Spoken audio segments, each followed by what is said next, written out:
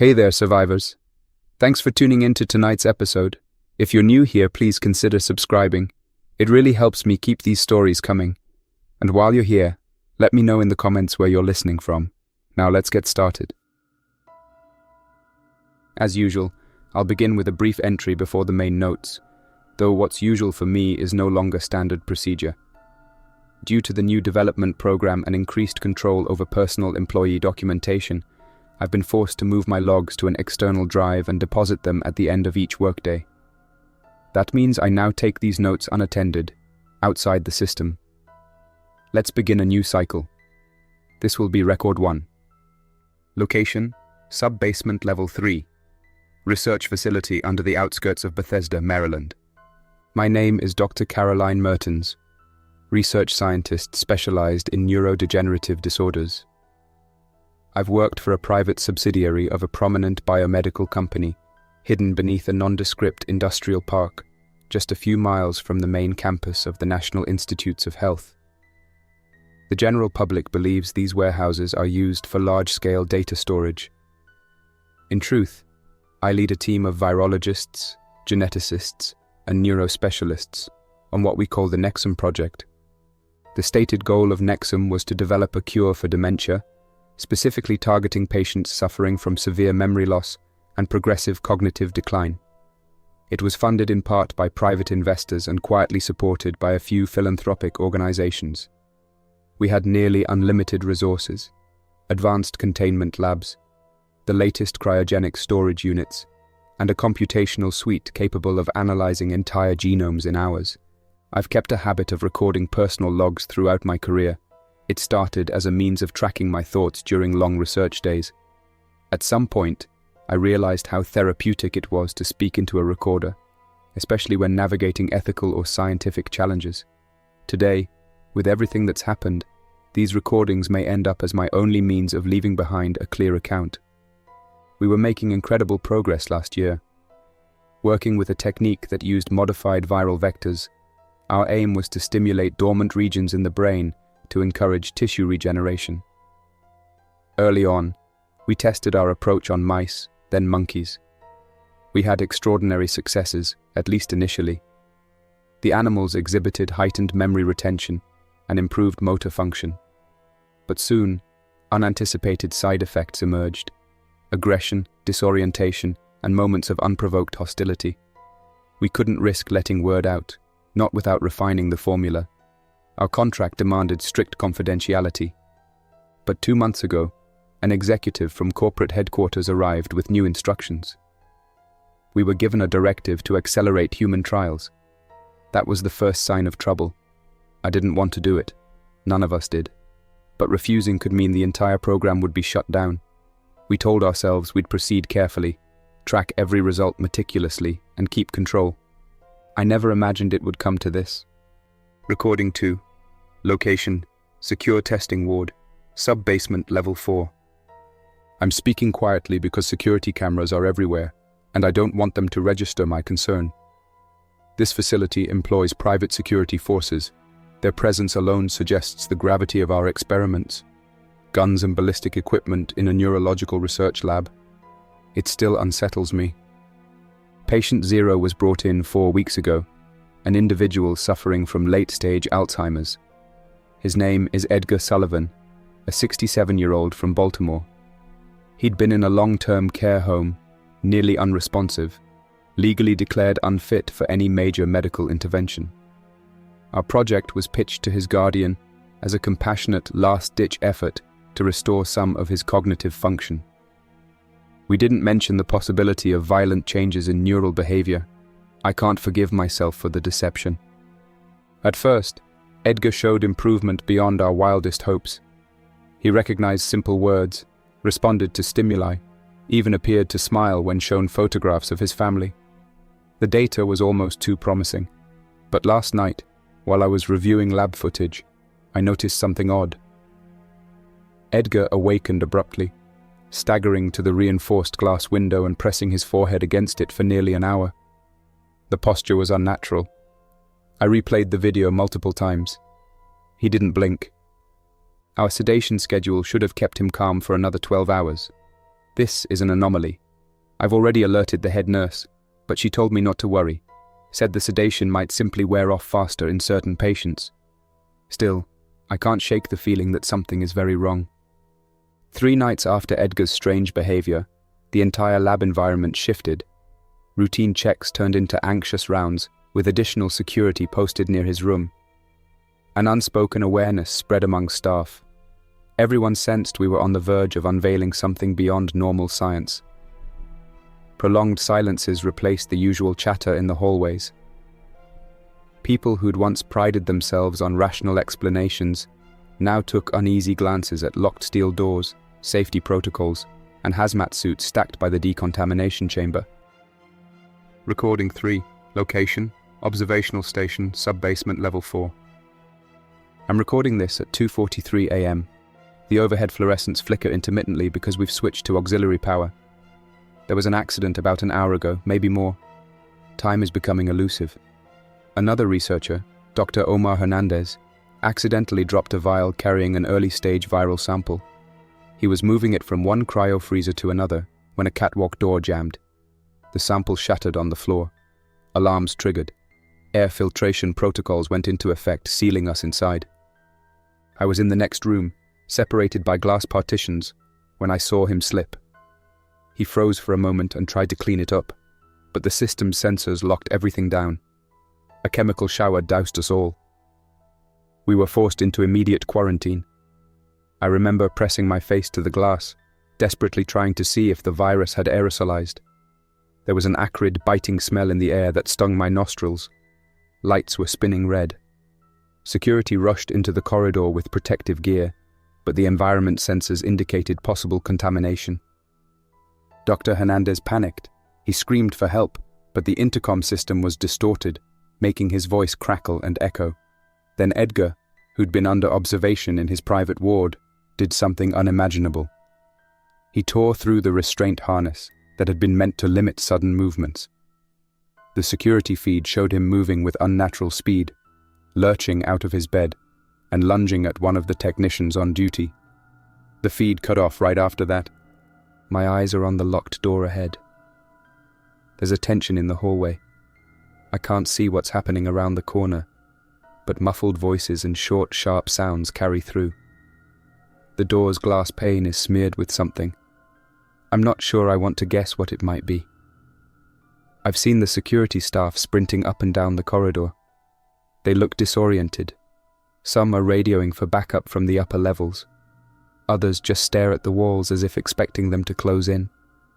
Corporate executives, watching from remote surveillance rooms, activated partial evacuation protocols. Research staff on the upper floors were hurried out through hidden cargo tunnels. The sub-basement was sealed. An announcement indicated potential biohazard contamination. Anyone left below was considered exposed, requiring indefinite quarantine. Rumors began to circulate of an infection that caused extreme aggression and a near-complete loss of cognitive restraint. Those who encountered individuals displaying these symptoms had little time to react. Recording 4. Location: makeshift safe zone, sub-basement level 3. It's about 5 a.m. now, though my watch face is cracked, and I can only guess the exact time. The rest of my team, Dr. Yvonne Lee and Dr. Samuel Grant, are with me in an abandoned staff lounge. We've barricaded the doors with metal cabinets. The overhead lights are dim, powered by the emergency system. The only sound is the soft mechanical hum of the air filtration system, which, as far as we know, could be spreading the pathogen everywhere. It's terrifying to consider. My phone has no signal, presumably jammed by the lab's lockdown measures. Our only source of communication with the outside world might be the facility's mainframe or the emergency phones, but the lines were cut. I recall hearing someone say that they intentionally destroyed them to stop infected staff from leaving the building. I'm not sure if that's real or just speculation. Tensions are high. Everyone's speaking in low whispers. I've started feeling an odd pressure inside my head. A few minutes ago, I struggled to recall the passcode to the research server, even though it's been the same for months. Perhaps it's just exhaustion. Still, a voice in the back of my mind wonders if I'm already affected. Maybe the aerosol from that broken vial carried the virus more effectively than we thought. I can't let on that I'm worried about infection. Yvonne and Samuel have enough stress. If they know I suspect myself, it'll destroy any morale we have left. Several miles above, life in Bethesda carries on. Commuters are heading down I-495. People are strolling through shopping centers. Few suspect that directly beneath their feet, an event is unfolding that could reshape life as they know it. The handful of scientists still trapped underground, unaware if help is coming, focus solely on immediate survival. Doors and walls intended to keep secrets hidden now serve as a barrier to keep a growing horror contained. But for how long? Recording 5. Location: hallway near the freight elevator, sub-basement level 2. I'm continuing my log on the move, holding the recorder close so the microphone can pick up my voice. Yvonne and Samuel agreed that we should head for the freight elevator. We believe it can take us up to the surface if it hasn't been locked out. We slipped out of the lounge under the flickering overhead lamps, our shoes scraping on floors littered with broken glass and fallen ceiling tiles. As we made our way, we passed sections that looked disturbed. Doors were off their hinges. Some monitors in the corridor had toppled. There's a metallic smell lingering in the air, reminiscent of an abandoned warehouse with old equipment. Twice we caught glimpses of staff members staggering in the distance. They seemed dazed, stumbling without direction. I called out to them, but they never turned. They moved with a slow, unsteady stride that made no sense, as if entranced. We approached one of them, a technician named Derek Pierce, to offer help. I recognized his lab coat and ID. The name badge dangled from his pocket. Before we could reach him, he lurched away, turning abruptly down a restricted hallway. We didn't follow. Something about the way he moved signaled we should keep our distance. We're nearing the freight elevator. The overhead sign flickers, telling us we're close. I can hear mechanical humming, so maybe the power is still on in this sector. If we can make it to the top floor, perhaps we can find a way out, or at least send an SOS. My mind keeps drifting back to Edgar Sullivan and that first breach. It's all connected. In crisis scenarios, companies often protect themselves first. News coverage of an unprecedented outbreak would destroy the lab's reputation and invite government scrutiny. Executives monitoring from safe rooms decided to contain everything: staff, test subjects, pathogens, to keep the story under wraps. Among scientists, there's a grim realization. The corporation might prefer the entire facility remain sealed indefinitely, rather than risk the public finding out. Recording 6. Location: freight elevator shaft, sub-basement level 2. It's not working. We found the elevator, but someone sabotaged it. The control panel has been shattered from the inside. Exposed wires spark, and a utility cable dangles into the shaft. Yvonne peered inside. She believes the mechanical brakes might be engaged somewhere above. If we had the right tools, maybe we could climb, but that's not feasible in our current state. Samuel suggests heading toward the data center on sub-basement level 1. There's a possibility we can activate an external link, maybe ping the outside network. We have to be careful. The last few hallways we passed were pitch dark, and every so often we hear faint shuffling that stops when we pause. The silence that follows is unnerving. My head continues to feel heavy. Thoughts arrive slower than usual, like wading through thick water. I'm trying to remain calm, though I keep replaying the chain of events, the corporate push for rapid trials, the suppressed knowledge about side effects, the rushed testing on Edgar. We started this. If we don't find a way to contain it, what's happening inside these walls might reach the surface. Analysis logs from the lab, accessed through partial mainframe backups, paint a complex picture. The virus uses a modified rabies-like structure to deliver gene therapy agents into the brain. In theory, it should repair neural pathways. In practice, it overloads certain areas, creating hyperstimulation. Subjects become disoriented, then extremely aggressive, with a drive to spread the infection. Early data suggests close contact, especially through bodily fluids, can transmit it. The lab's advanced filtration system was supposed to keep it contained, but cracks in the facility's defenses, like that dropped vial, changed everything.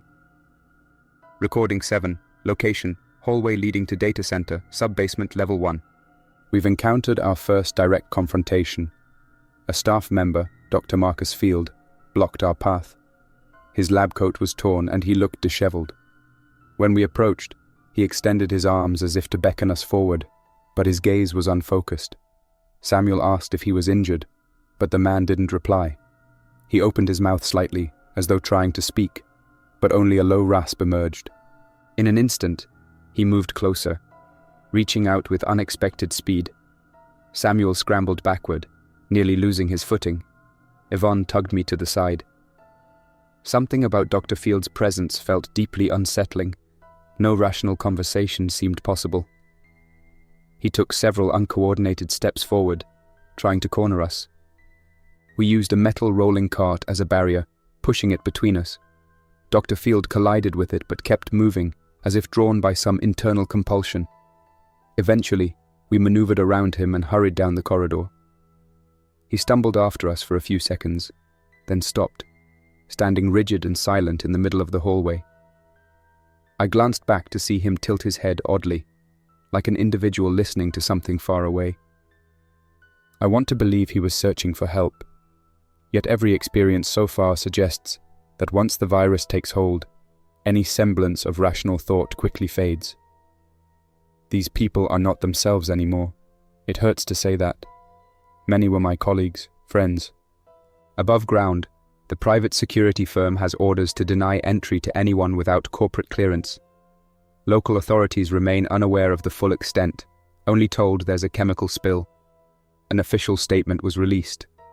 An industrial accident has rendered a facility unsafe for normal operations. Evacuations are ongoing. No public health threat. Behind the scenes, requests for assistance are intentionally delayed while the situation festers below. Recording 8. Location: data center, sub-basement level 1. The data center is enormous, filled with row upon row of blinking servers.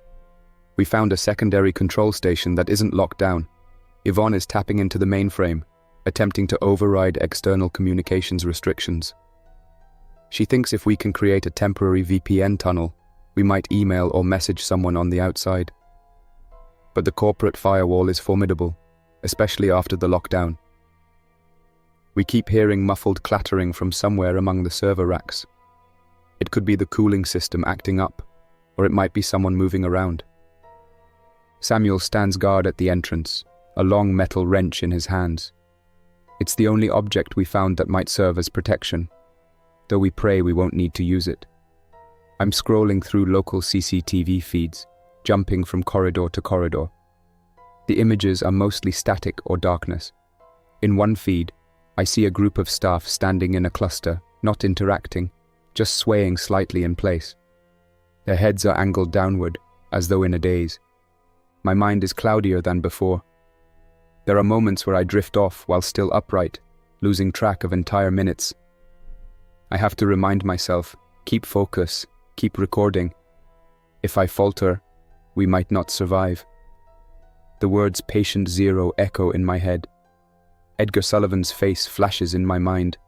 The earliest footage of him sitting upright in bed, pressing his forehead to the glass. Did he know then what was coming? Alarms throughout the sub-basements beep sporadically. Automated systems detect anomalies in temperature, humidity, and air quality. Lower levels might be flooded or on fire, no one is sure. Security measures, designed for short-term containment, can't handle a prolonged crisis. Food and water are becoming scarce for those trapped. The meltdown of infrastructure is swift and merciless. Recording 9. Location: data center control booth, sub-basement level 1. Yvonne managed to open a file labeled Project Nexum, Corporate Memo, Strictly Confidential. It's from 3 months ago, detailing that our core objective wasn't just dementia treatment. High-level executives believed this virus could be adapted for military use if it proved capable of enhancing aggression and eliminating fear responses. They planned to patent it as a potential combat stimulator for specialized forces.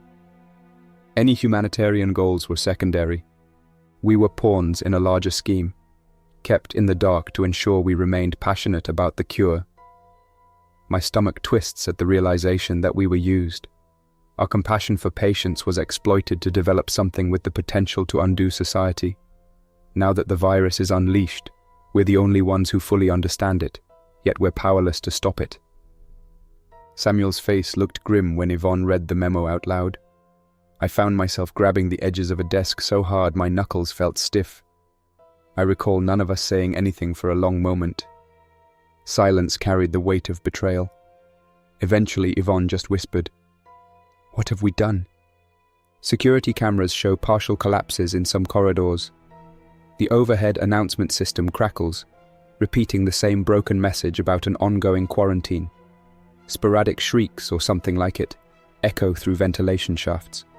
Anyone still moving around the sublevels must navigate in darkness, uncertain what waits around each corner. Recording 10. Location: stairwell between sub-basement level 1 and ground level.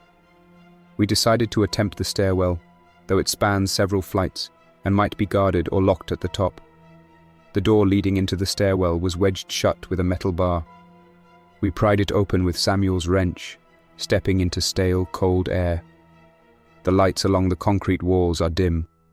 A faint luminescence reveals chipped paint and graffiti from long-forgotten construction crews. We can move quietly, but each footstep reverberates around us. Halfway up, we came across a security gate that's electronically locked. I typed in my ID code, but the screen displayed access revoked. It's clear the system has flagged all sub-level personnel as potential biohazards. Without corporate clearance, we can't open the gate. Yvonne tried hacking the panel, but it's a hardened device tied into the building's main security grid. It's obvious the corporation doesn't intend for us to leave, possibly ever. I keep glancing over my shoulder, half expecting someone or something to appear behind us.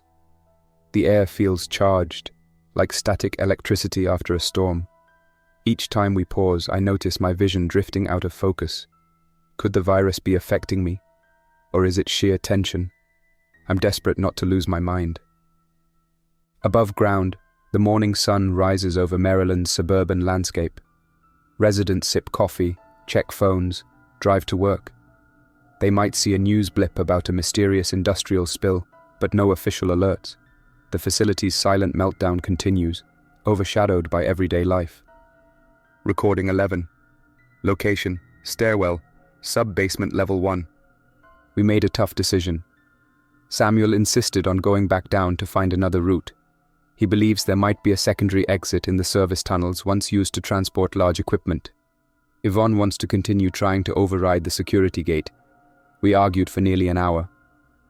In the end, Samuel declared he couldn't sit still, waiting to be rescued. He took the wrench and extra flashlight, leaving Yvonne and me behind. Before he descended into the darkness, we exchanged a somber nod. Then he disappeared around the corner.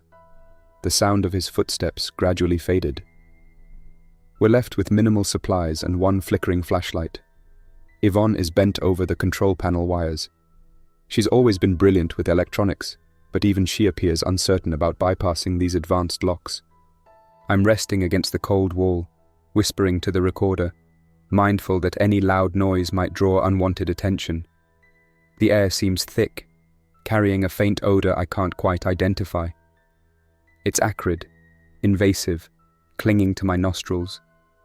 Every so often, Yvonne glances at me, perhaps noticing I'm slipping away into brief spells of confusion. I'm trying to hide it. I don't know if we'll see Samuel again. Elsewhere in the facility's command suite, corporate watchers weigh options. They have readouts indicating the spread of the virus is advancing through the ventilation system.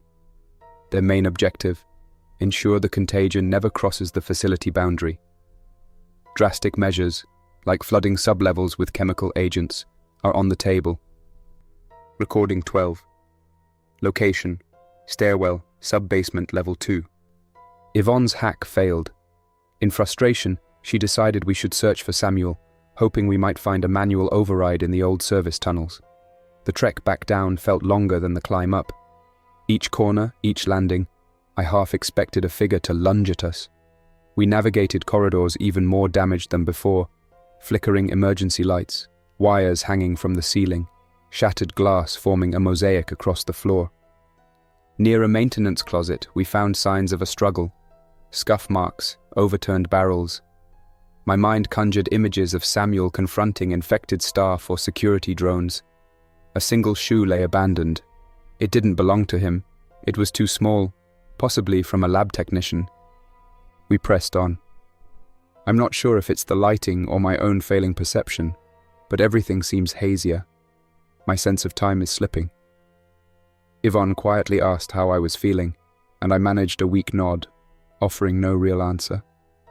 Each step I take feels slightly unsteady, yet I keep reminding myself to speak into this recorder, to document the unraveling of events before my cognition unravels too. Infected individuals roam the corridors in small groups, occasionally colliding with each other and parting ways. Their eyes lack awareness, their movements erratic. The transformation strips away identity, leaving behind a singular drive. Doors that once symbolized scientific ambition are now meaningless obstacles in a cat-and-mouse game between the living and the changed.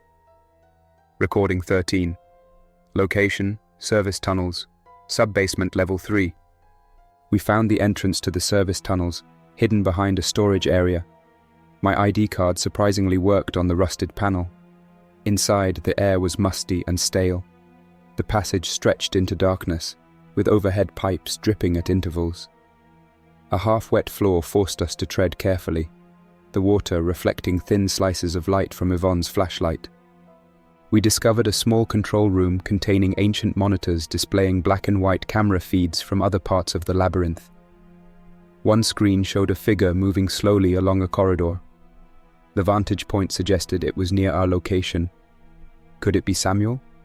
I'm losing track of entire conversations now. Yvonne asked me something, possibly about the camera feed, and I mumbled a non-committal reply. The inside of my head feels shrouded in cotton. I keep blinking, as if that might clear the fog. We need to hurry, Yvonne said at one point, though her voice sounded as if it were underwater. I nodded, trying to project confidence, all the while battling a creeping resignation that I might be infected. Above ground, hush-hush negotiations are underway between corporate lawyers and government liaisons. Suggestions of sealing the entire sublevel with concrete are floated, though it might be a final measure if no other solution presents itself. Meanwhile, the few survivors remain pinned between labyrinthine corridors and the unstoppable progression of the virus. Recording 14. Location: deeper in the service tunnels, sub-basement level 3. I'm struggling to speak coherently. My words are jumbled. Still, I need to record this. We found Samuel. He was hunched in a corner near a partially collapsed tunnel. His clothes were disheveled, and his flashlight lay shattered on the ground. When we approached, he looked at us but gave no sign of recognition. Yvonne whispered his name gently. He tilted his head, like a curious dog, and slowly rose. She took a hesitant step forward. That's when we saw the vacant look in his eyes. He raised his arms as if to reach for her. Yvonne's hands shook and she tried to speak, but the words died on her lips. I reached out, placing a hand on her shoulder to pull her back. Samuel's breathing, shallow, raspy, filled the narrow space. The tension weighed heavily in the air. Then, in a sudden motion, he lurched forward. Yvonne moved away just in time, and he stumbled into a concrete wall. We had no choice but to retreat. He didn't follow. Instead, he just stood there, silent, facing the wall as if something commanded his attention. We left him behind, hearts heavy with regret. Yvonne's face was downcast, but there was nothing we could do. Within Dr. Caroline Mertens, microscopic viral agents multiply, threading through her bloodstream, pushing past the blood-brain barrier. Cognitive processes falter as the pathogen weaves new neural patterns. Willpower wanes, replaced by instincts not yet fully understood. Recording 15. Location: abandoned laboratory wing, sub-basement level 3. We stumbled into a lab that appeared unused for months, possibly an old staging area. Desks were covered in dust, overhead lighting failing in patches. Yvonne insisted we rest. She rummaged through drawers, eventually finding an emergency kit with water pouches and protein bars. My appetite is almost non-existent, though I forced down a few bites. She noticed my vacant stare. I could see the realization forming behind her eyes. I mustered a weak smile to reassure her, but we both knew the time for pretense was over. My voice is slurring at moments. When I speak, sentences break off abruptly. Some part of my mind is aware of this. Another part insists on continuing, repeating the same phrase. Keep recording. Keep recording. A flicker of overhead light cast sharp shadows around us. Yvonne's face looked hollow under that stark illumination. She kept glancing at me, her expression shifting between sorrow and guarded worry. Without words, I understood. She fears I'll turn like the others. Sensors in the sublevels show heightened CO2, dropping oxygen levels in some areas. Executives weigh the cost of preserving the building's structure versus total liquidation. Yet they remain cautious. No official rescue teams have been deployed. Public attention must be diverted until a permanent solution is in place. Recording 16. Location, same abandoned laboratory wing, hours later. I awakened from a blank period, uncertain how much time had passed. The lab's only clock blinked 3:27, but AM or PM was unclear. Yvonne was typing feverishly at a computer terminal. She found an offline server with partial access to the facility's security protocols.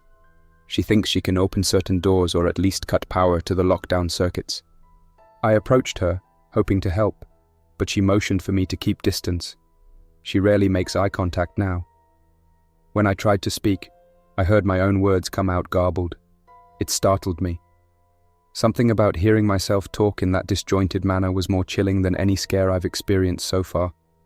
Then Yvonne softly said, "I'm sorry." She turned back to the screen, her fingers flying over the keyboard. I sense that she's racing against the clock, against my inevitable change, hoping to find a cure or an escape before I lose all sense of identity. The old overhead lights flickered. In that momentary darkness, I caught a reflection of my face in a steel cabinet. My eyes were bloodshot, my expression distant.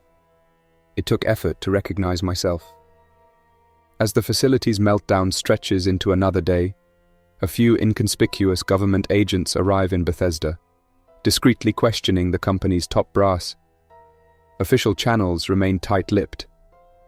A swirl of partial truths circulates behind closed doors, overshadowed by the unstoppable tide of the infection below. Recording 17.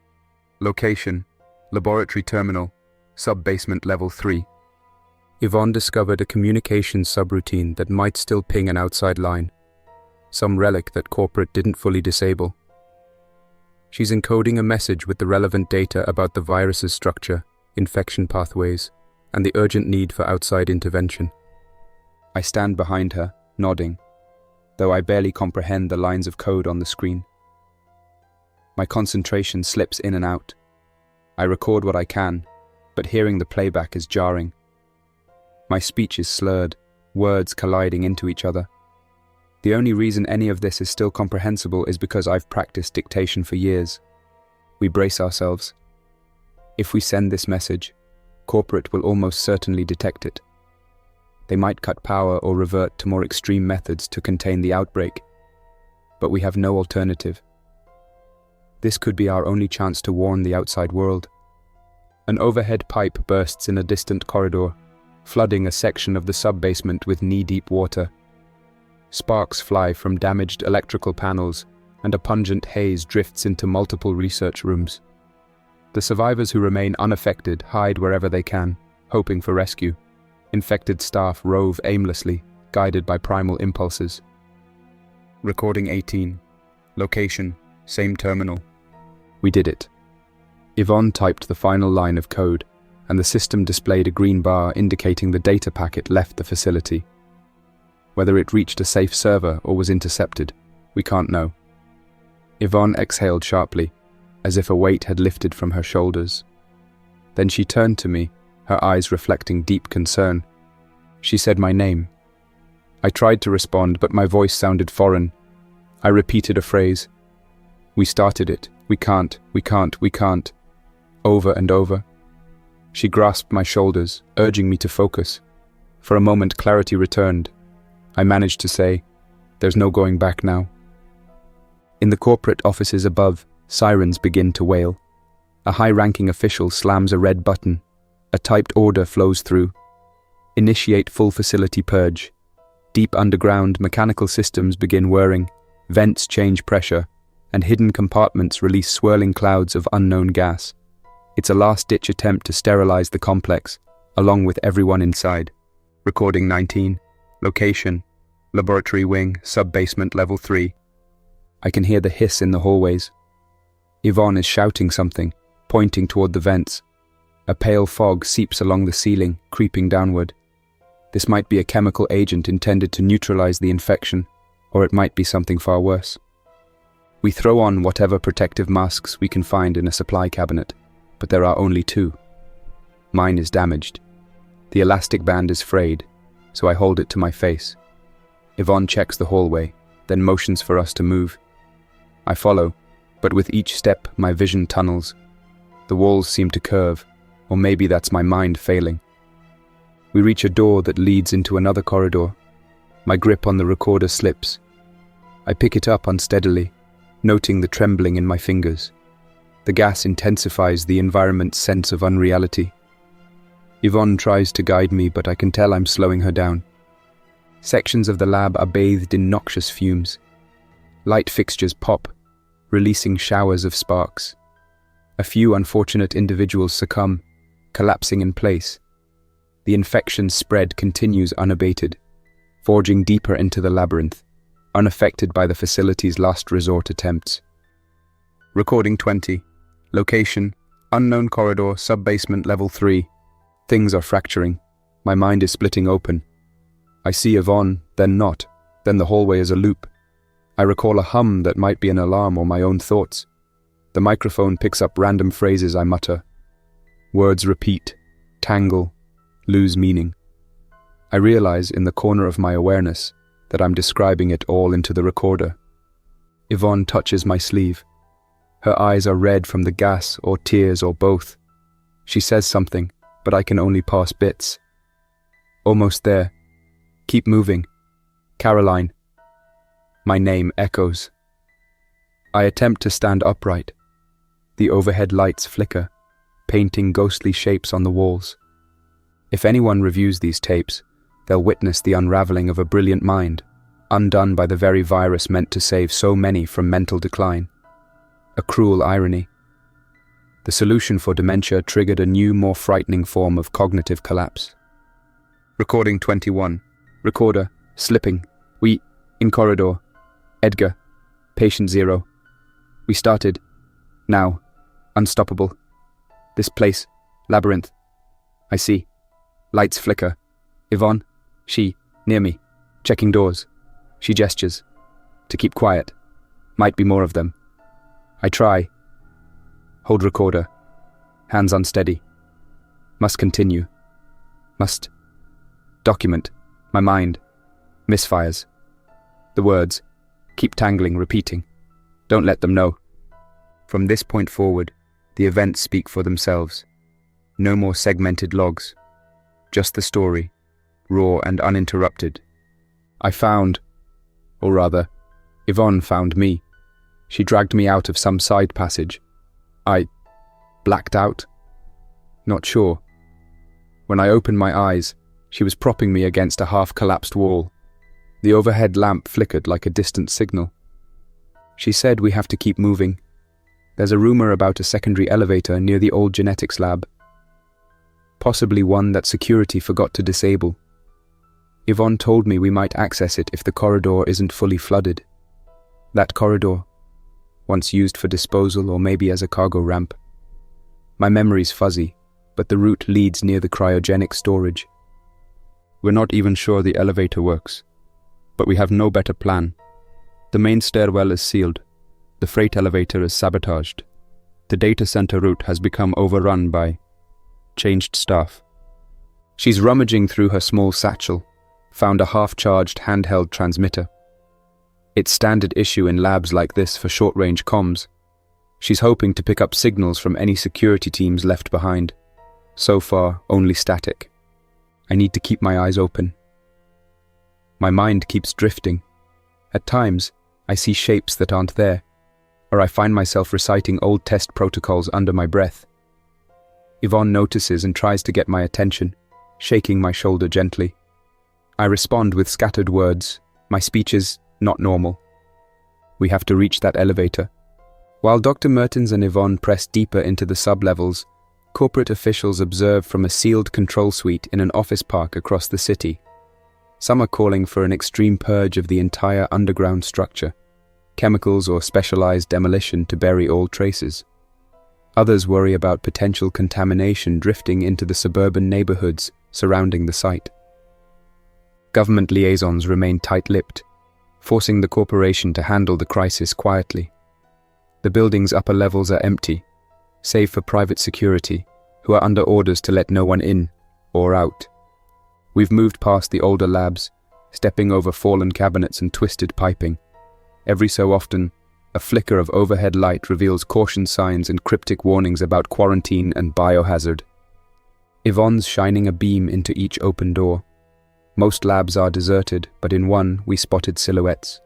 Staff wearing tattered coats, motionless except for a subtle sway, possibly infected. We avoided them, slipped by unnoticed. We keep hearing static bursts from the device, like someone might be trying to broadcast. Yvonne whispered that it's on the emergency frequency, the one used by in-house security. She suspects they're pinned down somewhere or attempting to coordinate. There's a sign overhead. Cryo storage. That's where we're heading. According to the facility map in my mind, and I pray I'm recalling it correctly, the rumored freight elevator is a few corridors beyond cryo. If it's sealed, we might have to double back. But we have to try. We're low on water. The only reason I'm functioning is because Yvonne forced me to drink. My eyes keep drifting shut. Each time I open them, the hallway looks darker, narrower. Walls tilt at odd angles. I check the recorder. The blinking light is my tether to reality. I whispered to Yvonne that if something happens to me, if I lose control, she should leave me behind. She wouldn't respond. She just glanced at me with worried eyes, like she's not sure how much time I have left. Power surges ripple throughout the sub-basement. Some sections go dark, while others hum with the flicker of half-functional generators. Automated fire suppression systems occasionally sputter to life, spraying random corridors with chemical foam or halon blasts. The entire place has become an obstacle course of crumbling infrastructure, swirling gases, and infected staff who wander aimlessly. We reached cryo storage. The main access door was half open. Something jammed the hydraulic track. Inside, the temperature is unnaturally cold.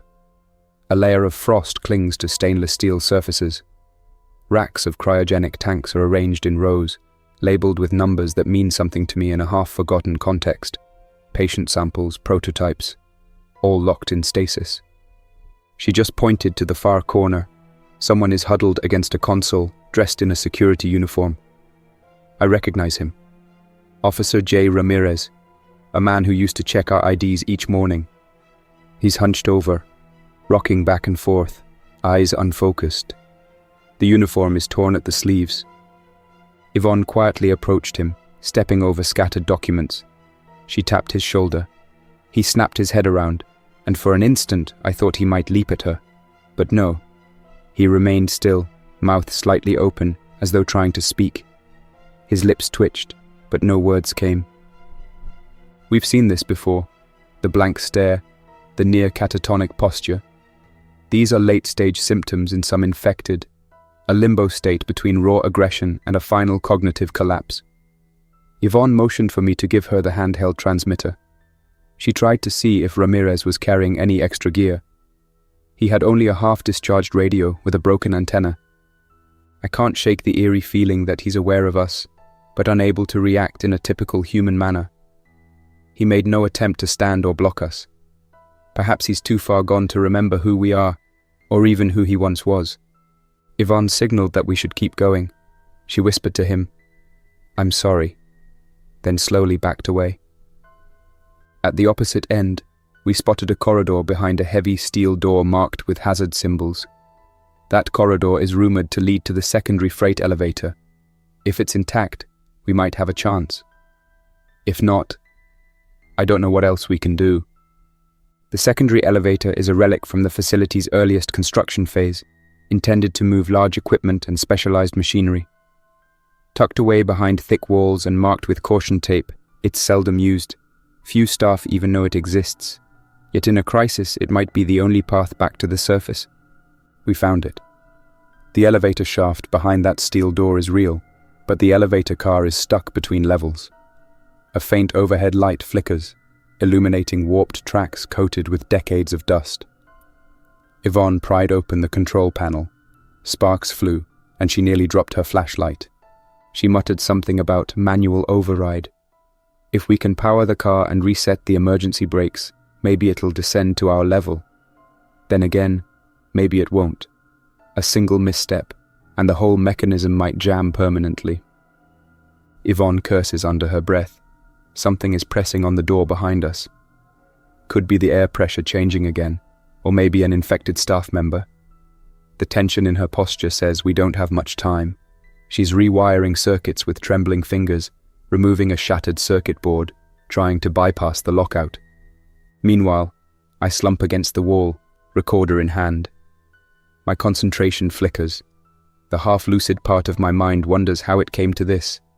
A once prestigious research team, now rummaging through hidden corridors to escape an outbreak we caused.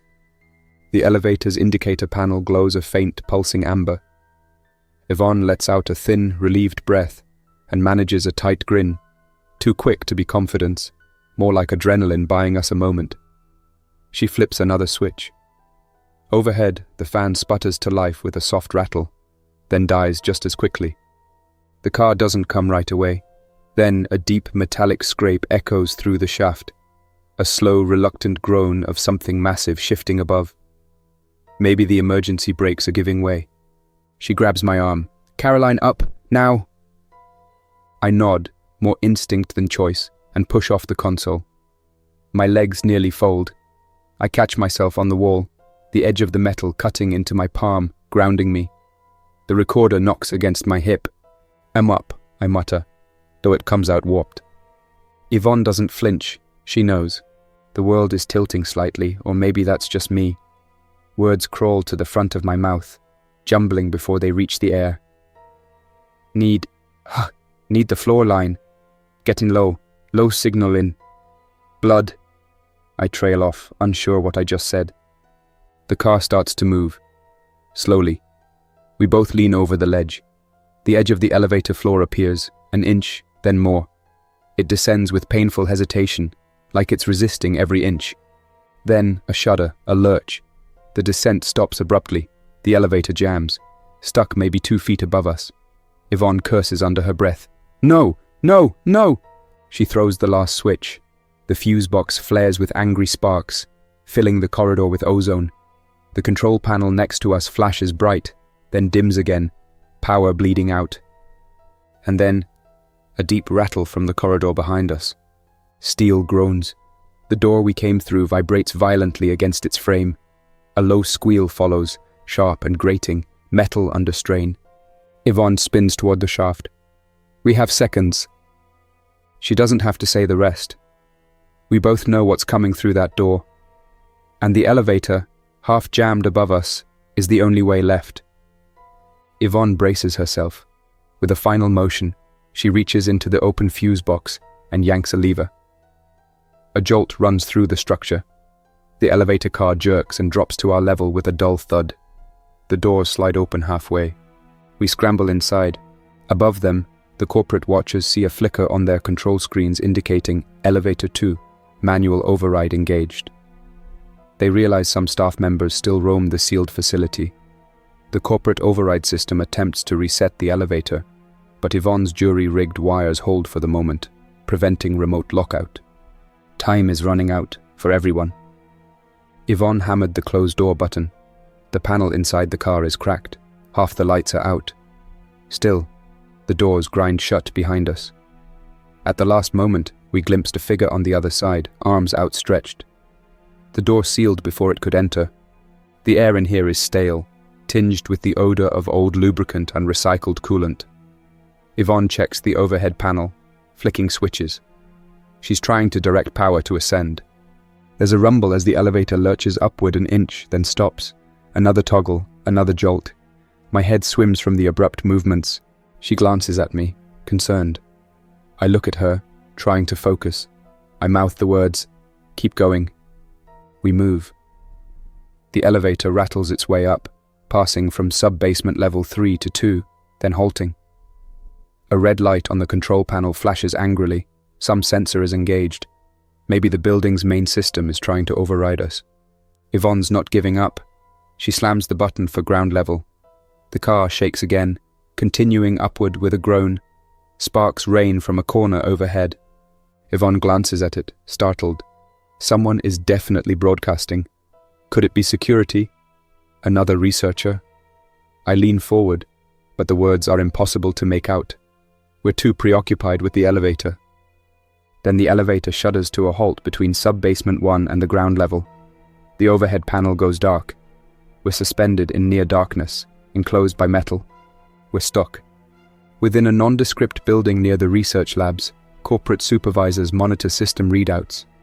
An operator declares the elevator is jammed. Another mentions that sub-level ventilation suggests widespread contamination. A hush falls over the room. The question lingers. Do they forcibly flood the entire elevator shaft with neutralizing agents, or do they let potential infected individuals remain locked inside? We're suspended mid-shaft. Yvonne tried resetting the system, but the power is gone. The air feels stifling. She suggests climbing through the ceiling hatch. There's a chance we could reach the next level. There's a ladder or catwalk on the side of the shaft, standard for maintenance. If we can get onto it, we might climb the last stretch to the top. My concern: my coordination is shot. Climbing a vertical ladder in this state is terrifying, but we have no alternative. Yvonne hoists herself onto a small metal ledge. She extends a hand to me, shining the flashlight upward. I see the walls of the shaft, a network of cables, and dust swirling in the beam. Slowly, I grab her arm. My legs are shaky. She guides me onto the narrow ledge. We're on the side of the elevator car now, clinging to the rung of an ancient ladder. Yvonne goes first. I follow, the handheld recorder jammed into my belt. I can't let go of it, even though it's an odd habit at this point. Below us, the elevator car rests in darkness. If I glance down, everything spins. So I focus on each rung, step by step. We climb for what feels like an eternity, though it can't be more than a couple floors. Eventually, we spot a dimly lit door labeled Maintenance Access, Ground Level. If we can push it open, we'll be out of the sub-basement. She rummages in her bag for a small pry bar. The door might be sealed electronically. We can hear the distant hum of facility power lines or possibly an emergency generator above. The higher we go, the closer we get to corporate's hidden offices. I brace myself against the ladder, taking slow, measured actions. My mind flickers with confusion, random memory fragments, the final stage of the virus creeping in. Yet some sense of purpose remains. Must record. Must get out. Corporate security personnel have locked down every known access from the sub-basements to the main building. Guards patrol the corridors. They've heard rumors of isolated staff attempting to reach the surface. No official rescue operation is in place. The priority: keep the infection sealed underground. She's making progress. Each tug releases a shower of rust. My eyes flick up to see an overhead light flicker across the maintenance door.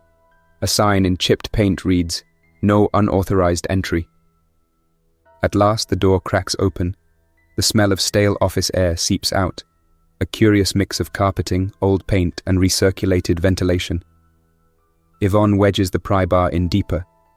The door squeals, then shifts enough for us to squeeze through. We spill onto a narrow walkway lined with spare electrical panels and dusty cardboard boxes. It's definitely not a standard hallway. more like a hidden service route. Up ahead, a small set of stairs leads to a metal door labeled "Authorized Personnel Only." Yvonne checks the knob. Locked. She tries her makeshift pry bar again, but the handle is sturdier this time. We step back, scanning for alternative exits or any other corridors. She clicks on her transmitter, flipping frequencies. A burst of static, then a faint voice. "Repeat, sector compromised. Do not approach." Then it fades. I exchange glances with Yvonne. That voice might belong to a security detail, or a scientist who made it up here. She fidgets with the transmitter, but we only get static now. There must be a route to the main building from this level. The question is, will we find it locked down, or are we stepping into a security squad ready to contain us by force? In the corridors above, small teams of armed security personnel patrol, scanning for any sign of infected individuals. They wear protective gear, respirators, gloves, and sealed goggles to reduce exposure risk. Each team is authorized to maintain the quarantine without revealing details to local authorities. A creeping awareness sets in among the guards. They're not just containing an industrial spill. They suspect something far more dire, though their superiors withhold specifics. We found a way around the locked door. Yvonne noticed a gap in the drywall overhead, like a small crawl space. We dislodged a vent cover, shimmied through, and ended up in what appears to be a deserted supply closet. Now we're stepping out into a hallway lined with neutral-colored walls, standard office carpeting. Emergency lighting casts everything in a dull glow. This must be the ground-level administrative section. Signs on the doors. Conference Room A, Human Resources, and a break room with vending machines that stand silent and dark. It's surreal. Up here, the facility looks like any office building after hours, except there's no staff, no normal activity. We pass a window at the end of the hall. The blinds are drawn, but faint daylight seeps through the slats. Could it be morning? My sense of time is non-existent. Yvonne glances outside, but the angle is too tight to see anything except the side of a parking structure. We press on, searching for an exit, or any sign that we're not alone.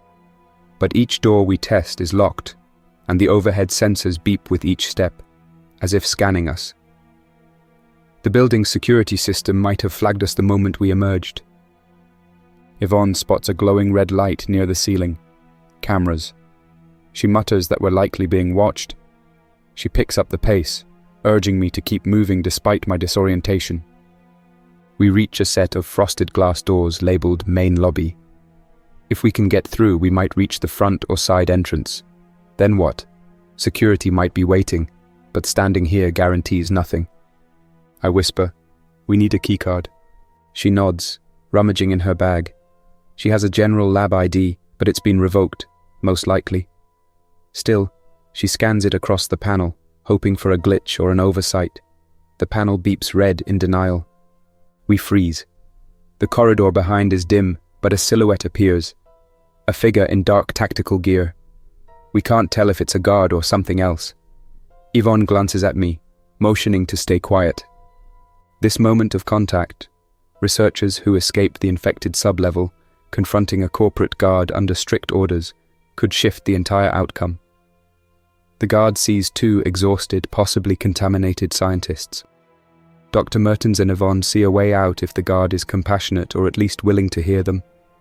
"Stop right here!" A flashlight beam pierces our eyes. The figure steps forward, a corporate security officer in black paramilitary attire, face partially hidden by a respirator. He levels a compact rifle at chest height, flicking on a weapon-mounted light. Yvonne raises her hands slowly, tries to speak. We're scientists. We're not..." The guard cuts her off. "Identify yourselves." I manage to speak my name. Dr. Caroline Mertens, though the words come out jumbled. He's suspicious, eyes darting between us. He warns us to remain still while he radios for guidance. He states, "Ground level, corridor 2B. I have 2 survivors, possible contamination." A delayed, static-filled response. "Hold position, do not let them leave." Yvonne tries to reason with him. She explains how we contain vital information about the outbreak, how the virus has fully compromised the lower levels. I remain silent, aware that I'm teetering on the brink of mental collapse. The guard seems torn. It's clear his directives are to maintain the quarantine. Letting us roam free might be a violation of everything he's been told to do, but he also hears the desperation in our voices. Escort them to the decontamination chamber. No exceptions. The guard gestures with his rifle, indicating we should move. Yvonne and I exchange glances. We comply, walking slowly down the corridor as he follows behind, weapon raised. My recorder remains in my pocket, capturing muffled audio. We turn left, down a corridor that ends in a heavy, hermetically sealed door labeled Decontamination Unit 1. The guard swipes his keycard. The door slides open with a soft hiss. Inside is a small chamber with thick windows, a row of seats, and more cameras. The lights hum overhead. He orders us inside, then steps back, letting the door seal.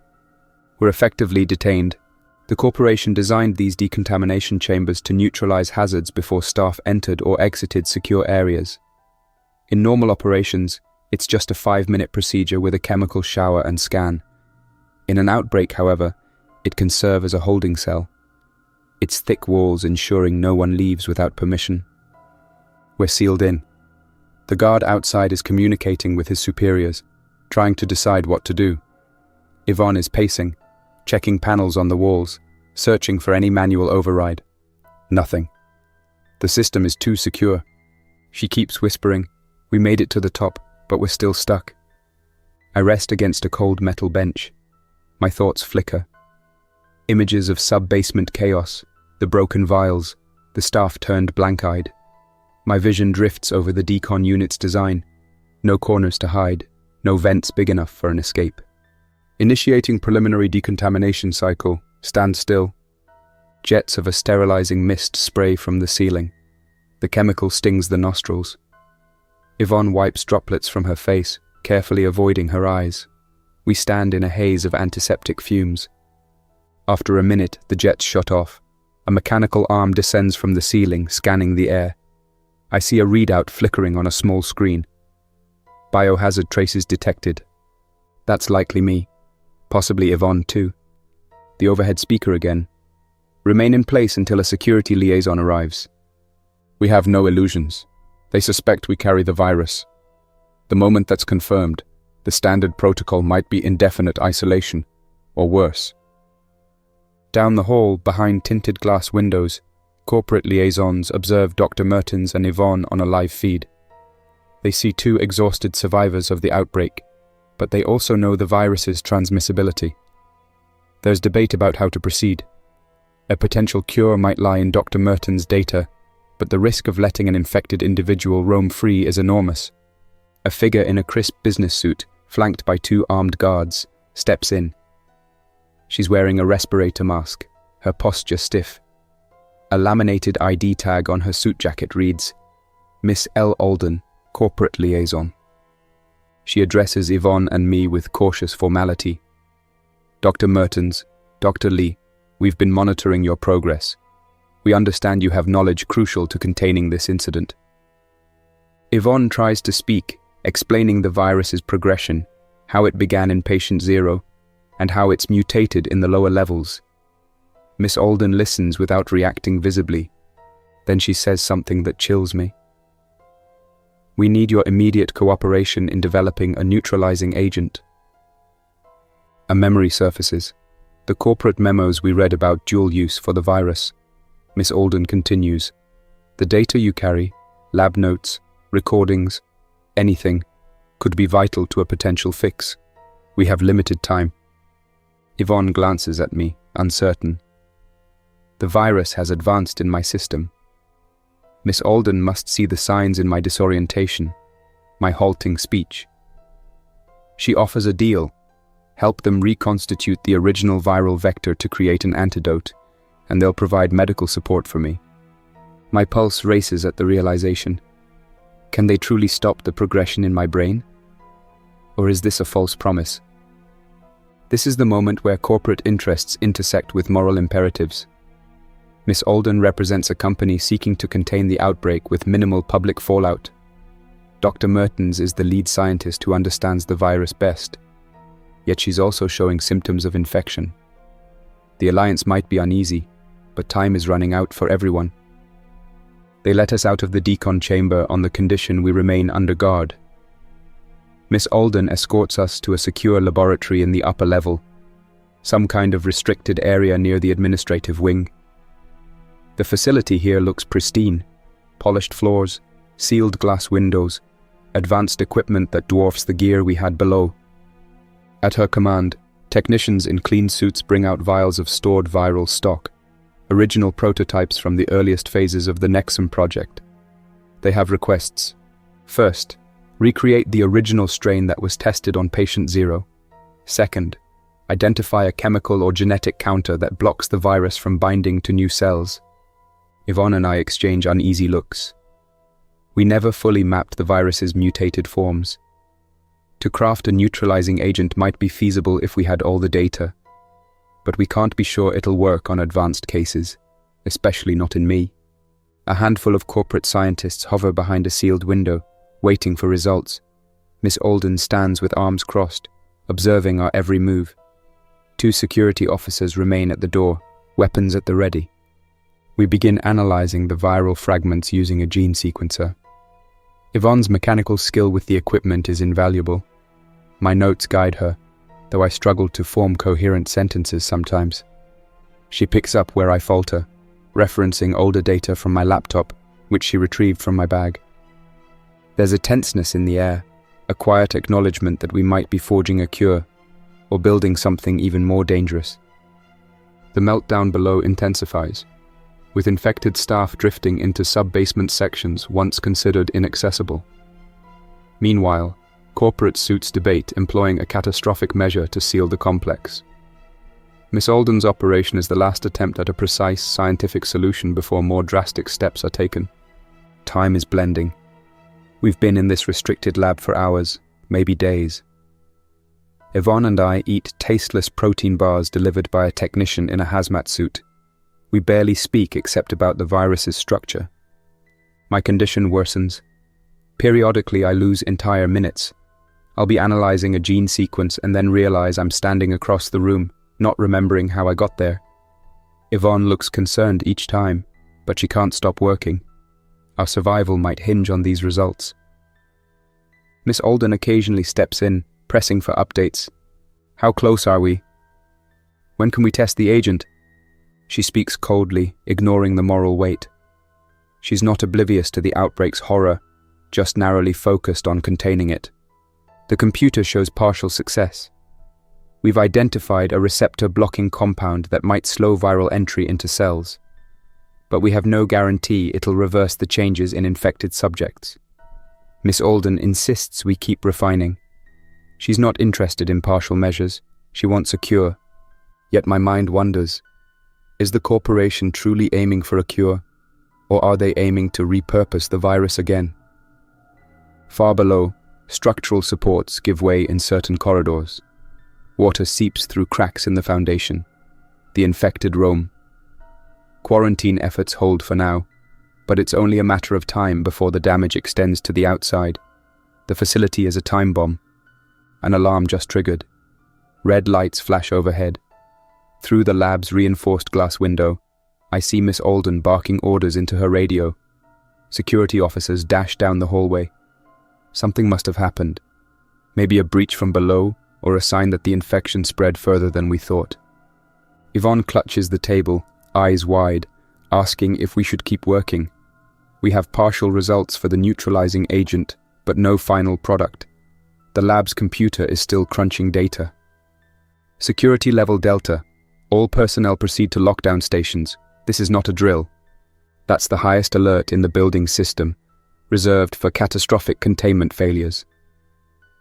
Miss Alden storms in, snapping at us. Finish now or lose your chance. We're moving to the safe wing. Yvonne tries to protest. We need time to finalize the formula. Miss Alden shakes her head. Grab what you have, Doctor. We're done here. Security guards wave their weapons, urging us to pack up. I transfer data onto a portable drive, hands fumbling. Yvonne rushes to gather vials from the cryo chamber we used for partial samples. We're herded into the corridor, the overhead lights flickering. One guard pushes me forward when I slow down. My head spins, exhaustion, infection, or both. We pass closed doors with corporate logos, an empty cafeteria, and a locked reception area. Staff must have evacuated or consolidated in safe rooms. Miss Alden leads us toward a sealed corridor labeled Executive Wing.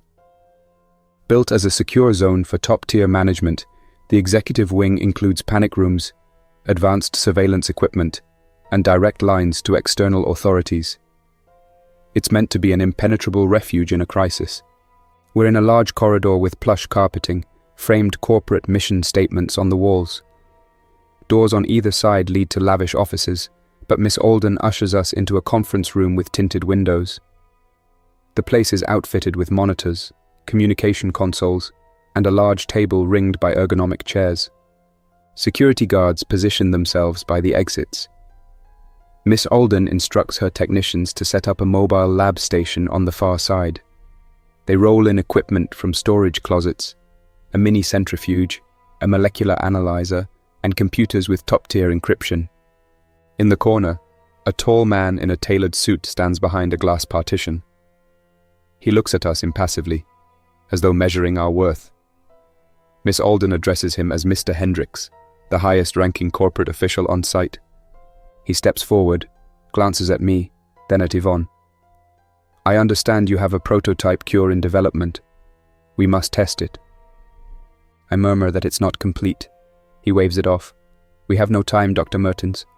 We load the partial formula, an embryonic version of a receptor-blocking compound, into the apparatus. The plan: simulate infection in a test sample. If it shows promise, the next step is live testing. My stomach twists at the thought. Yvonne glances at me, then quietly says, "We might need a volunteer." I understand her meaning. If I'm already advanced in the infection process, I could be the subject. The logic is grim but straightforward. If the agent works on me, it might work on others. If it fails... Mr. Hendricks seems to catch our exchange.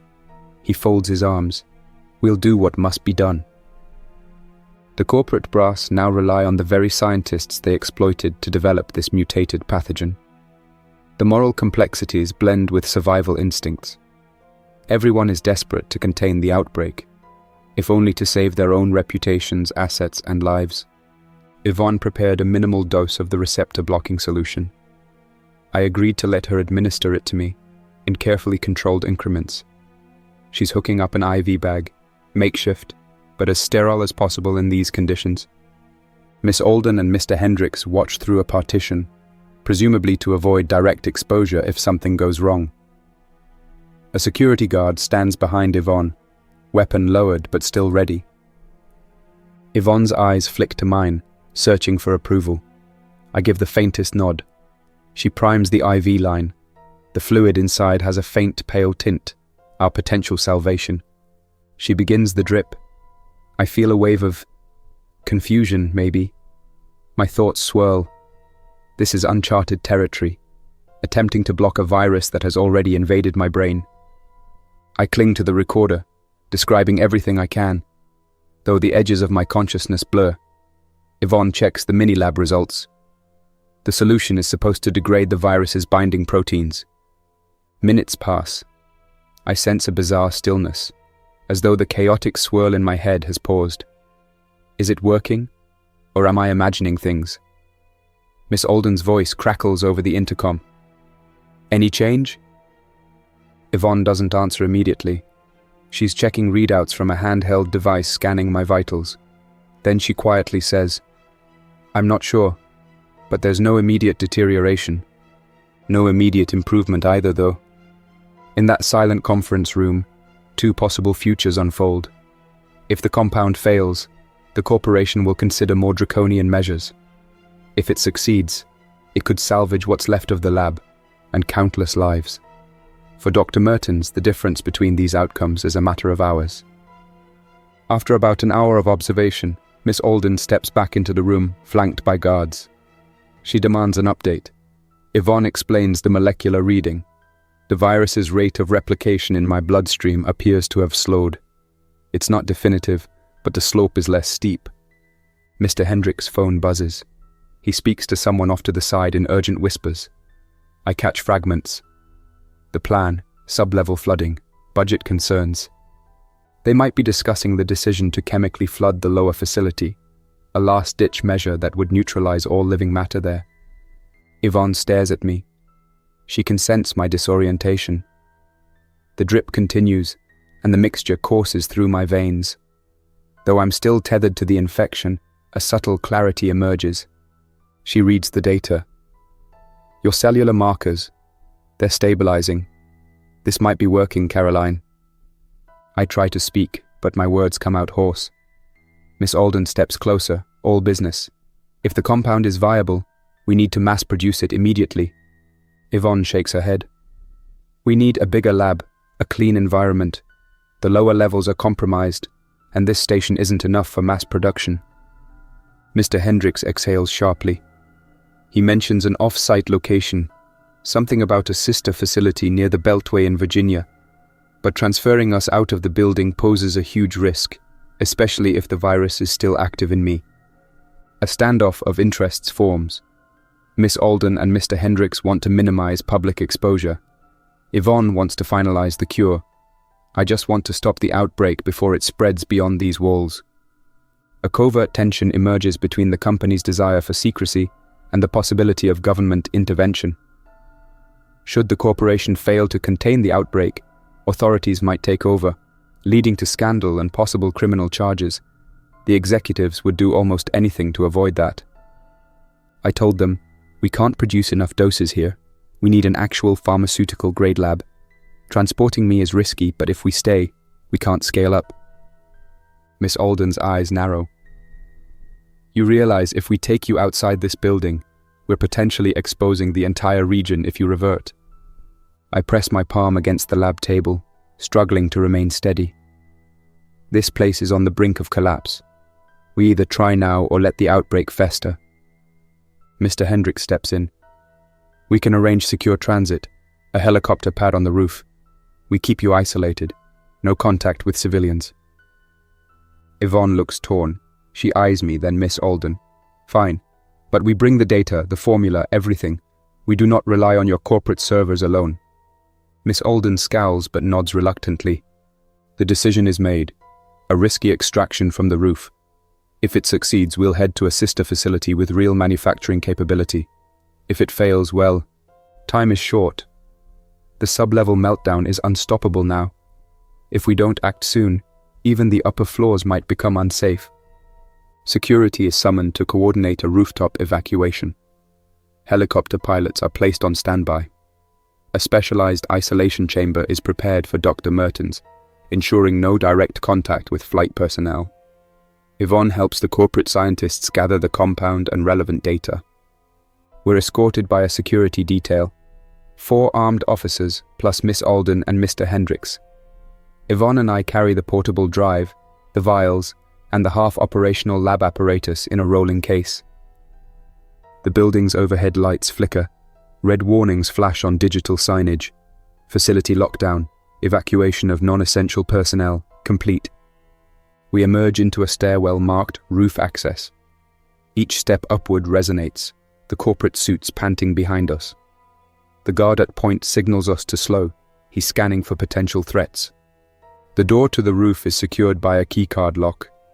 Miss Alden swipes, and a blast of open air hits us as the door swings out. After so long underground, the swirl of wind and the dim light of either dawn or dusk is almost disorienting. Miss Alden waves them over. They motion for Yvonne and me to hurry into a waiting isolation chamber, a portable enclosure with transparent walls, rigged inside the helicopter's cargo bay. It's reminiscent of a medical quarantine unit. Before stepping inside, I take one last look at the building's silhouette against the horizon. The research labs beneath remain hidden from view, but we know the devastation within. We climb aboard. The security detail slams the helicopter door. Miss Alden and Mr. Hendricks sit near the front, scanning monitors. Yvonne and I settle into the isolation chamber. The rotor wash drowns out everything else. With a roar, the helicopter ascends, leaving behind the quarantined site. On the ground, the building's emergency systems continue unabated. A skeleton crew of corporate guards remain, uncertain of their fate. The corporation has pinned its last hope on the partial antidote traveling skyward. We're strapped into metal benches. Yvonne checks our equipment, ensuring the vials are stable and that the partial cure remains refrigerated.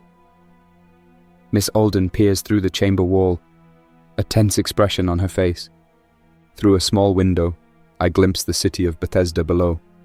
Clusters of office buildings, quiet neighborhoods. A mile away, the horizon merges into the outskirts of Washington, D.C. For a moment, I reflect on how close this outbreak came to a major metropolitan area. I feel different. A fragile clarity. The drip Yvonne gave me seems to have slowed the virus's onslaught. But is it permanent, or will it mutate again? After about 10 minutes of flight, Miss Alden's voice crackles over a speaker. "We'll arrive at the secondary facility in 15 minutes. You'll be taken directly to a level 4 containment lab." Yvonne and I exchange glances. We're stepping into yet another high-security environment, this time to produce the cure on a larger scale. Will the corporation let us walk away after that? Located in a discreet industrial park near the Beltway in Northern Virginia, the sister facility is rumored to have advanced pharmaceutical manufacturing lines. Officially, it's for medical research. Unofficially, it's capable of producing specialized agents for government contracts. Now, it may produce an emergency antidote to the zombie-like pathogen. We're greeted by another squad of corporate security. They roll the isolation chamber onto a motorized cart, guiding it into a loading bay that leads straight into a containment hallway. The difference is immediately clear. Everything here is modern, bright, and impeccably maintained. No sign of the chaos we left behind. Miss Alden and Mr. Hendricks exit first, conversing with local staff in hushed tones. Yvonne and I are pushed down a corridor lined with glass windows overlooking labs. Scientists in white coats hustle about, glancing at us curiously. Eventually, we pass through an airlock into a large lab space. This is the place we'll attempt full-scale production of the neutralizing compound. They call it Lab 14. For a fleeting second, Dr. Mertens sees employees going about standard research tasks, loading machines with reagents, compiling data at computer stations. Compared to the gloom and destruction of the sub-basement in Bethesda, this environment feels surreal, almost normal. Yet the hushed urgency in everyone's expressions reveals they know the stakes. They moved us into a specialized suite with negative pressure airflow. Yvonne unpacks the samples. A team of lab technicians stands by, ready to replicate the formula once we finalize it. Mr. Hendricks appears behind the glass partition, instructing the head technician, Dr. Naomi Hastings, to cooperate fully with us. Miss Alden stands off to the side, arms folded, scanning every detail like a hawk. Yvonne and I recheck our partial formula. The receptor-blocking compound effectively slowed the virus in me, but we need to refine it for wide-scale use. Dr. Hastings is knowledgeable, quickly grasping the fundamentals. She inputs parameters into a large manufacturing console, explaining how they can produce small batches for immediate testing. I approach an automated cell culture station to help calibrate it for the virus. My memory still stutters, but the new clarity from the partial cure helps me remain coherent. Yvonne stands at my side, referencing the notes we salvaged. We set everything in motion, cell lines infected with a controlled sample of the virus. Then we add the blocking compound in graduated doses. If the culture test shows complete inhibition of viral activity, we'll have proof of concept. Mr. Hendricks and Miss Alden watch impatiently. Their entire crisis management plan hinges on our success. Word from the original facility in Bethesda suggests total structural failure may be imminent. Local lines picked up chatter, partial cave-ins, possible infiltration of groundwater. Government agencies swirl around the site, suspecting something bigger than a chemical spill. The corporation, focusing all efforts on Dr. Mertens's formula, hopes to present a solution before news breaks. We have initial data. The test culture shows a nearly 90% reduction in active viral agents. The virus's structural proteins degrade in the presence of our receptor-blocking compound. It's not absolute, but it's remarkable progress. Dr. Hastings calls it a breakthrough. Miss Alden quickly points out that 90% isn't 100%. We need to refine the compound further to ensure it neutralizes any mutated strains. Yvonne demonstrates how to tweak the formula. She modifies a binding agent, reducing its toxicity, while boosting its ability to cling to the virus's surface proteins. Within an hour, we run a second test. 98% inhibition. We're on the cusp of a truly effective antidote. Mr. Hendricks steps up to the glass. Produce enough for field use immediately. Dr. Hastings nods. The production line whirs to life. Automated arms combine reagents in precise micrograms, funneling them into sterile vials. Yvonne leans against the counter, relief evident in her posture. I feel a sense of quiet triumph, though overshadowed by the memory of the countless individuals trapped in the sublevel. For them, this may come too late. With a nearly complete cure in hand, the corporation faces a new moral quandary. Do they share it widely, risking public disclosure of the outbreak's origin? Or do they attempt a more covert rollout, saving face while prioritizing their own interests? For Dr. Mertens and Yvonne, the priority is saving lives, no matter the repercussions. Before mass distribution, Miss Alden insists on verifying the formula's effect on a fully infected subject. She eyes me. We tested a partial dose earlier. Let's confirm with a complete regimen. Yvonne and Dr. Hastings prepare a controlled injection protocol. They plan to give me the full new formula to eradicate any residual virus. If it succeeds, that's definitive proof. Yvonne walks me through the procedure. We'll administer the formula in stages, monitoring viral load via blood tests every 15 minutes. She lays me on a sterile exam table, hooking me to monitors. My grip on the recorder tightens. I want to document everything. The first few minutes, I sense no immediate difference. Then a wave of clarity washes through my mind. The intangible fog that's haunted me since the meltdown below lifts slightly. Technicians measure my vitals, run a quick blood sample through a portable analyzer. Yvonne's breath catches as the readout confirms. My infection levels plummet. The mutated virus is collapsing under the new compound. It feels like an impossible victory. Miss Alden murmurs through the intercom. Begin production at full capacity. With a working cure in hand, the corporation may salvage its reputation if they can keep the initial outbreak hidden. Plans begin forming for how to deploy the cure discreetly in the lower levels, or whether to write off that site entirely in favor of containing any future spread. They gave me a second dose to ensure total viral elimination. I can think again without drifting. My memories are still patchy, but the immediate danger has receded. Yvonne confides that Miss Alden and Mr. Hendricks want to orchestrate a quick strike team deployment back into the original facility. Their aim: test the cure on a handful of infected staff, contain or neutralize the rest, then demolish the entire site.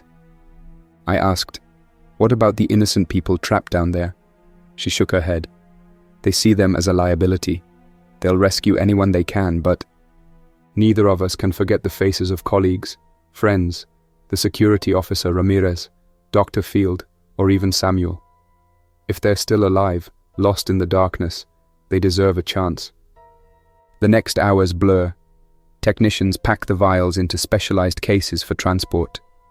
An armed team in hazmat suits readies a helicopter, planning to airdrop or deliver them to the sub-basement survivors, if any such rescue is greenlit. Miss Alden remains stone-faced, focusing on the corporate angle. Mr. Hendricks is on phone calls, presumably with top-level management. The difference between a humanitarian mission and a covert cover-up might hinge on these conversations. A few newly briefed staff voice concerns. Shouldn't government agencies handle this? The corporate line is that it's internal, a matter of containment. But the moral cost of ignoring those still trapped below weighs on those who know the full story. For Dr. Mertens, there's only one course of action: push for rescue. A meeting was called. Miss Alden, Mr. Hendricks, Yvonne, Dr. Hastings and I gathered around a table scattered with documents and data screens. Guards hovered in the background. Mr. Hendricks spoke first. We have two paths. One, we attempt a surgical strike to deliver the cure to any survivors, then neutralize the entire lab with a controlled demolition. Two, we seal it permanently, no rescue attempt. Yvonne and I both objected to the second path. We argued for the moral imperative and the possibility that some of the infected can be brought back with the cure. Miss Alden looked skeptical, but she shot an uneasy glance at me, perhaps remembering how I was once nearly lost to the virus yet recovered. Mr. Hendricks finally nodded. A small rescue operation, then complete destruction. We begin planning. Yvonne will accompany the strike team to oversee cure administration. I join them, if not for Miss Alden's insistence that they need me at the sister facility in case something goes wrong with the formula. She calls me the primary knowledge base. Yvonne tries to argue for me to come, but Mr. Hendricks shakes his head. We won't risk the only expert on the cure. Within the hour, a specialized helicopter with a half-dozen corporate security paramedics and Yvonne departs for the site of the original outbreak. Dr. Mertens is left behind, feeling a mix of guilt and relief. They launched the operation at dusk, approaching the facility's roof. The building's structure is dangerously compromised. Through the helmet cams, I see glimpses of collapsed corridors, flickering lights, and pockets of infected staff. Yvonne's voice crackles over an open channel, administering first dose to a survivor we found in the sub-basement elevator. She sounds determined yet anxious. Miss Alden stands behind me, arms crossed, her face unreadable. Mr. Hendricks hovers at a console, occasionally barking instructions. The strike team manages to treat a handful of infected who display partial responsiveness. Some are too far gone, physically incapacitated or unreachable in collapsed zones. My heart twists at the thought of them. Every so often Yvonne calls out, "Caroline, we found another administering cure." Each success is a small victory. The building groans in the background, on the brink of total structural failure. Yvonne's team is running out of time to extract survivors. Corporate demolition squads are on standby, primed to reduce the entire complex to rubble once the rescue operation ends. Yvonne shouts, "The corridor is giving way. We have to evacuate now." The camera jerks wildly, showing twisted steel beams and water pouring from overhead pipes. Mr. Hendricks signals to the demolition squad to hold off until Yvonne's helicopter lifts off. Miss Alden steps forward, clearly agitated, tapping her foot as if every second is an eternity. On screen, the strike team scrambles up battered stairwells, dragging a few half-conscious survivors. A woman in a security uniform helps them navigate. They're battered, soaked, but breathing. Finally, a feed from the roof. The rescue helicopter. The paramedics load the rescued individuals. Yvonne climbs aboard last, then gives a thumbs up. The camera cuts to static as the chopper takes off. Miss Alden quietly nods at Mr. Hendricks. He picks up a phone, states, "Initiate final containment." From miles away, Dr. Mertens watches the final act. A controlled demolition, well-placed charges ensuring the sub-basement collapses on itself. Dust and rubble bury the secrets of Nexum's mutated virus. The corporation's meltdown is physically sealed, though moral accountability remains uncertain. Yvonne returned with the rescue team. They brought back 7 survivors, 3 scientists, 2 security officers, 1 technician, and an administrative clerk. All showed signs of infection, but responded to the cure. I stand in a quarantine bay, watching them through a glass partition as they receive further treatment. Some will recover fully, others bear mental scars we don't yet understand. Yvonne steps up beside me. She's exhausted, covered in grime despite a decontamination shower. She murmurs, "We did what we could." I recall the many we couldn't save, Samuel, Dr. Field, and so many others. The guilt stings, but a quiet sense of relief surfaces for those we did reach. They congratulate us on the successful containment. The official line will be some sanitized version. Industrial accident, potential biohazard, fully remediated. Publicly, no mention of the zombie-like outbreak or the fate of countless colleagues. I offer no response. My gaze lingers on the survivors, each a testament to the tragedy. Yvonne sighs, tired beyond words. In the following days, the corporation arranges hush-hush medical care for the survivors, ensuring non-disclosure agreements are signed. Dr. Mertens and Yvonne remain under close watch, recognized as the only ones truly understanding the virus's complexities. Yet they also sense they're under corporate control for now. It's been a week. My infection is gone, the cure stable in my system. The survivors continue to improve. Yvonne and I have debriefed with corporate staff daily. They want details more than we're willing to share. We're told we can't leave the sister facility yet. Something about monitoring. Miss Alden frames it as standard procedure, but Yvonne and I sense it's to ensure we remain silent. They're finalizing a press release about a chemical spill, an internal incident fully resolved. She sits next to me, resting her head against the wall. We exchange a look. Relief, sadness, resolve. We did everything we could. The meltdown is ended, but the cost was enormous. I speak into the recorder. If you're hearing this someday, please understand. We tried to fix what we started. At least some survived. Rumors swirl that the corporation might continue the research in secret, refining the virus for new applications. Yet with Dr. Mertens and Yvonne present, a sense of caution prevails. Another outbreak would be unthinkable, but corporate ambition has a long memory and deeper pockets. I'm concluding these tapes now, uncertain if they'll ever reach the public. For me, this is closure, a record of how the outbreak began and ended. We created a virus meant to heal dementia. It mutated into something that consumed minds and spread rapidly. We lost dear colleagues and precious lives in a subterranean nightmare. Yet we found a partial cure, stopping a larger catastrophe. Yvonne dozes in a chair near the corner, exhausted. The rescued survivors rest in medical wards.